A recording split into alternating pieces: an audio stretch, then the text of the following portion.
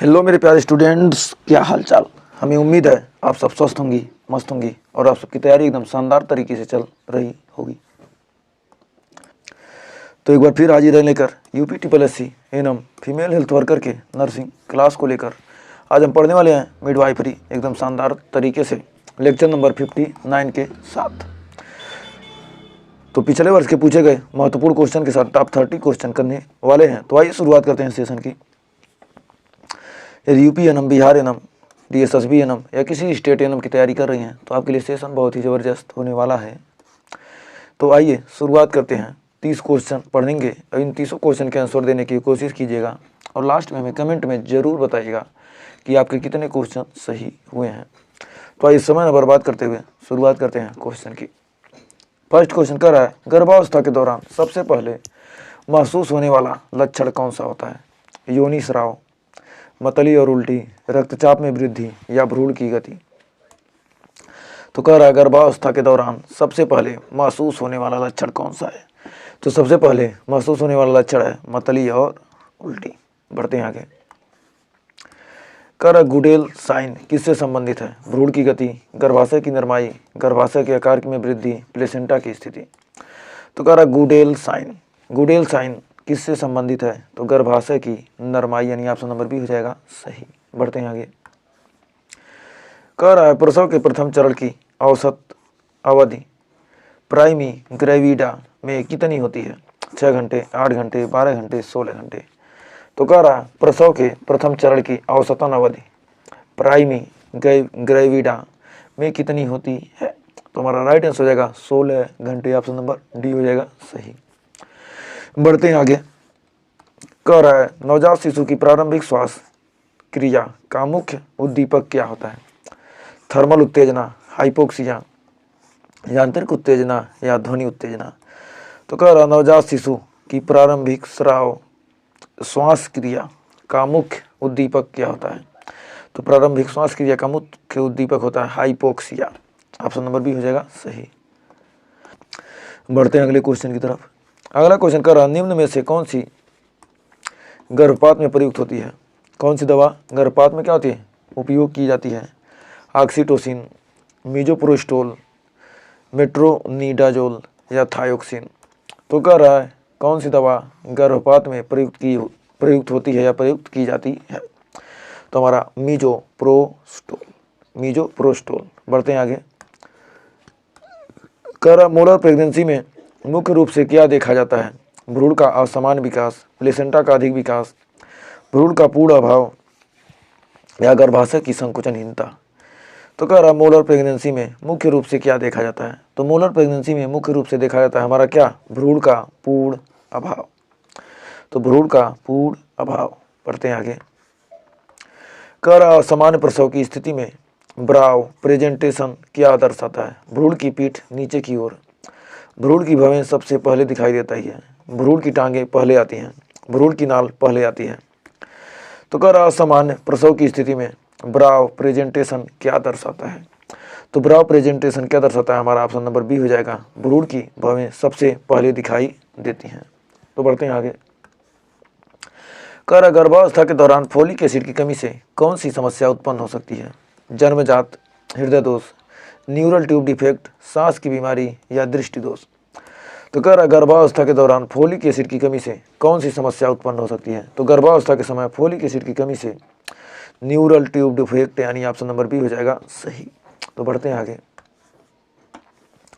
कह रहा गर्भावस्था के दौरान हेगर्स साइन किसका संकेत है? योनि स्राव, गर्भाशय का लचीलापन, भ्रूण की गति या सर्विक्स का संकुचन। तो कह रहा गर्भावस्था के दौरान हेगर्स साइन किसका संकेत है? तो हमारा 9वें का राइट आंसर हो जाएगा ऑप्शन नंबर बी, गर्भाशय का लचीलापन। नेक्स्ट। कह रहा नवजात शिशु का सामान्य हृदय गति कितनी होनी चाहिए? 60 से 80 पर मिनट, 80 से 100, 120 से 160 या 80 से 200।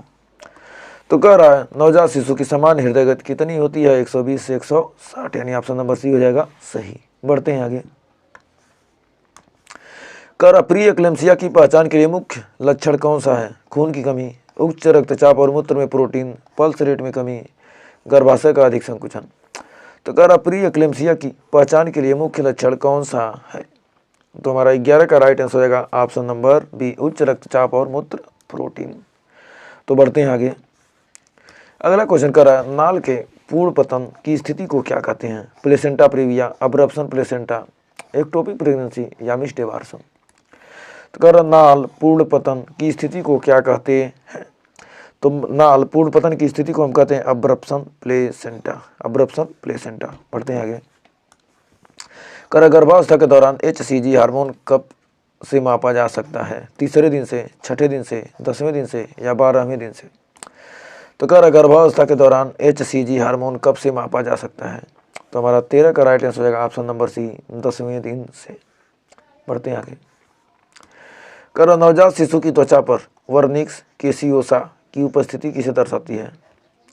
समय पूर्व जन्म, समयानुसार जन्म, संक्रमण या त्वचा रोग। तो कर नवजात शिशु की त्वचा पर वर्निक्स केसियोसा की उपस्थिति किसे दर्शाती है? तो कर नवजात शिशु की त्वचा पर वर्निक्स केसियोसा की उपस्थिति किसे दर्शाती है? तो हमारा राइट आंसर हो जाएगा ऑप्शन नंबर बी, समयानुसार जन्म। तो बढ़ते हैं आगे। अगला क्वेश्चन कर रहा है, गर्भावस्था में सबसे सामान्य यूरिनरी ट्रैक्ट इन्फेक्शन किस बैक्टीरिया से होता है? स्टेफिलोकोकस, ई कोलाई, सैल्मोनेला या क्लेब्सिएला। तो कर गर्भावस्था में सबसे सामान्य यूरिनरी ट्रैक्ट इन्फेक्शन किस बैक्टीरिया से होता है? तो हमारा हो जाएगा option number B, E coli. तो बढ़ते हैं आगे। कर निम्न में से कौन सी स्थिति आपातकालीन प्रसव संकेतक है? सुरोली में दर्द, सिर दर्द, योनि से ताजा खून बहना या उल्टी होना। तो कर निम्न में से कौन सी आपातकालीन प्रसव संकेतक है? तो आपातकालीन प्रसव संकेतक है हमारा योनि से ताजा खून बहना। तो बढ़ते हैं आगे। कह रहा है, एपिगार स्कोर कितनी विशेषताओं पर आधारित होता है? 3, 4, 5, 6। तो हमारा एपिगार स्कोर जो होता है कितनी विशेषताओं पर आधारित होता है? तो हमारा राइट आंसर हो जाएगा ऑप्शन नंबर सी, 5। तो बढ़ते हैं आगे। कर प्रसव के द्वितीय चरण में मुख्य क्रिया क्या होती है? नाल का निष्कासन, गर्भाशय का फैलाव, भ्रूण का जन्म, संकुचन की शुरुआत। तो कर प्रसव की द्वितीय चरण में मुख्य क्रिया क्या होती है? तो हमारा 18 का राइट आंसर हो जाएगा ऑप्शन नंबर सी, भ्रूण का जन्म। तो बढ़ते हैं आगे। एक्टोपिक प्रेगनेंसी का सबसे सामान्य स्थान कौन सा होता है? ओवरी, फेलोपियन ट्यूब, गर्भाशय ग्रीवा, पेट की गुहा। तो कह रहा है एक्टोपिक प्रेगनेंसी का सबसे सामान्य स्थान कौन सा है? तो हमारा 19 का राइट आंसर है option number B, fallopian tube. तो बढ़ते हैं आगे। कह रहा है कीगल एक्सरसाइज, कीगल एक्सरसाइज का मुख्य उद्देश्य क्या है? वजन घटाना, गर्भाशय को मजबूत करना, पेल्विक फ्लोर मांसपेशियों को मजबूत करना या थकान कम करना। तो हमारा जो होता है क्या, कीगल एक्सरसाइज का मुख्य उद्देश्य क्या है? तो कीगल एक्सरसाइज का मुख्य उद्देश्य है पेल्विक फ्लोर मांसपेशियों को मजबूत करना। तो बढ़ते हैं आगे। कर नवजात शिशु में पहला टीका कौन सा दिया जाता है? BCG, DPT, MMR या OPV। तो नवजात शिशु में पहला टीका कौन सा दिया जाता है? तो हमारा राइट आंसर हो जाएगा ऑप्शन नंबर ए, BCG। तो नवजात शिशु को पहला टीका BCG दिया जाता है, यही राइट आंसर होगा, बाकी कोई नहीं, कभी भी पूछा जाए तो। नेक्स्ट। कर अगर किसी गर्भवती महिला में हेमोग्लोबिन का स्तर 7 ग्राम डेसीलीटर से कम है तो यह दर्शाता है हल्का एनीमिया, सामान्य, मध्यम एनीमिया, गंभीर एनीमिया। तो कर अगर किसी गर्भवती महिला में हेमोग्लोबिन का स्तर 7 ग्राम प्रति डेसीलीटर से कम है, कितना? 7 ग्राम पर डेसीलीटर से कम है, तो वह कौन सी एनीमिया हो जाएगी? गंभीर एनीमिया हो जाएगी, यानी ऑप्शन नंबर डी। तो बढ़ते हैं आगे। तो अगला क्वेश्चन का, थर्ड स्टेज ऑफ लेबर में नाल निकलने के लिए सबसे पहले कौन सी क्रिया होती है? भ्रूण का जन्म, गर्भाशय का संकुचन, सर्विक्स का खुलना, योनि का फैलना। तो थर्ड स्टेज ऑफ लेबर में नाल निकलने के लिए सबसे पहले कौन सी क्रिया होती है? तो हमारा 23 का राइट आंसर होगा ऑप्शन नंबर बी, गर्भाशय का संकुचन। नेक्स्ट। कह रहा है अबगार स्कोर 3 का मतलब है अच्छा स्वास्थ्य, सामान्य, मध्यम संकट या गंभीर संकट। तो अबगार स्कोर 3 का मतलब है क्या? गंभीर संकट, यानी ऑप्शन नंबर डी हो जाएगा सही। तो बढ़ते हैं आगे। कह रहा है गर्भवती महिला के लिए आयरन की दैनिक आवश्यकता कितनी होती है? 15 mg, 30 mg, 60 mg, 100 mg। तो कह रहा है गर्भवती महिला के लिए आयरन की दैनिक आवश्यकता कितनी होती है? तो आयरन की दैनिक आवश्यकता कितनी होती है गर्भवती महिला के लिए? 60 mg। नेक्स्ट, कह रहा नवजात शिशु की त्वचा पर पीला रंग सामान्यतः कब तक रहता है? 1 दिन, 2 दिन, 5 से 7 दिन, 10 दिन। तो कह रहा नवजात शिशु की त्वचा पर पीला रंग सामान्यतः कब तक रहता है? तो राइट आंसर हमारा हो जाएगा 5 से 7 दिन, ऑप्शन नंबर सी। नेक्स्ट, कह रहा है प्रसव के बाद लोचिया कितने समय तक बना रहता है? 1 से 2 दिन, 3 से 5, 7 से 10 या 2 से 6 सप्ताह। तो कह रहा प्रसव के बाद जो लोचिया है कितने सप्ताह तक बना रहता है? हमारा राइट आंसर होगा 2 से 6 सप्ताह तक। तो बढ़ते हैं आगे। मिस्ड एबार्सन का मतलब आंशिक गर्भपात, गर्भाशय में भ्रूण का बाहर रहना, भ्रूण की मृत्यु लेकिन गर्भ में बना रहना, अत्यधिक रक्तस्राव। तो कह रहा मिस्ड एबार्सन का मतलब क्या है? तो मिस्ड एबार्सन का मतलब है भ्रूण की मृत्यु लेकिन गर्भ में बना रहना। तो बढ़ते हैं आगे। कह रहा गर्भवती महिला के लिए विटामिन डी का मुख्य स्रोत क्या है? दूध, धूप, दालें, केला। तो गर्भवती महिला के लिए विटामिन डी का मुख्य स्रोत क्या है? विटामिन डी का मुख्य स्रोत है ऑप्शन नंबर बी, धूप। धूप हमारे शरीर को मिलता है और हमारा शरीर क्या करता है? विटामिन डी का निर्माण करता है।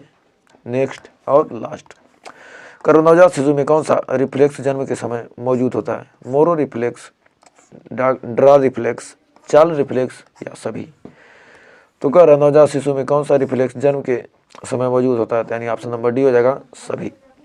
तो हमें उम्मीद है ये 30 क्वेश्चन आपको अच्छे से क्लियर हो गए होंगे। तो 30 में आपने कितने क्वेश्चन किए हैं कमेंट में हमें ज़रूर बताइएगा। और सेशन अच्छा लगा तो सेशन को लाइक, शेयर और चैनल को अभी तक सब्सक्राइब नहीं किया और पहले विजिट किया तो सब्सक्राइब जरूर कर लीजिए, क्योंकि यही काम हमें मोटिवेट करता है आपको बेहतरीन से बेहतरीन कंटेंट देने के लिए। इस सेशन अच्छा लगा तो सेशन को लाइक, शेयर, कमेंट जरूर कीजिएगा।